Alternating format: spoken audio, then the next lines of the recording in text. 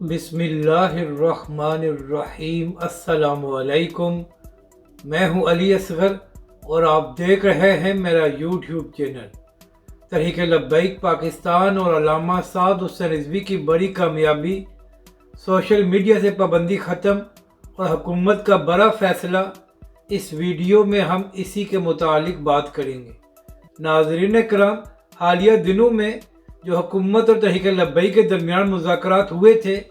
وہاں پر یہ بات بھی طے پائی تھی اور حکومت نے تحریک لبیک پاکستان کا یہ مطالبہ تسلیم کیا تھا کہ یہ سوشل میڈیا پر تحریک لبیک پاکستان اور اس کے قائدین پر پابندیاں لگی ہوئی ہیں اور آئے روز تحریک لبیک کے قائدین اور کارکنوں کے اکاؤنٹس کو سسپینڈ کیا جاتا ہے۔ اس پابندی کو بھی ختم کیا جائے گا۔ تو اسی حوالے سے ناظرین کرام، ایک اچھی خبر سامنے آئی ہے اور سینئر صحافی مسعود چودھری صاحب نے ٹویٹ کر کے بتایا ہے کہ پی ٹی اے کی جانب سے فیس بک اور ٹویٹر کو یہ خط لکھا گیا ہے کہ تحریک لبیک پاکستان یا اس کے قائدین پر اب کسی قسم کی پابندیاں نہیں ہیں، تو لہٰذا اس سیاسی جماعت سے پابندیوں کو ہٹایا جائے، کیونکہ ناظرین کرام، علامہ سعد حسین رضوی کا اکاؤنٹ بھی 2 سے 3 بار ٹویٹر پر بنایا گیا ہے، مگر تھوڑے عرصے بعد اس کو بھی سسپینڈ کیا گیا تھا۔ تو اسی حوالے سے یہ تحریک لبیک پاکستان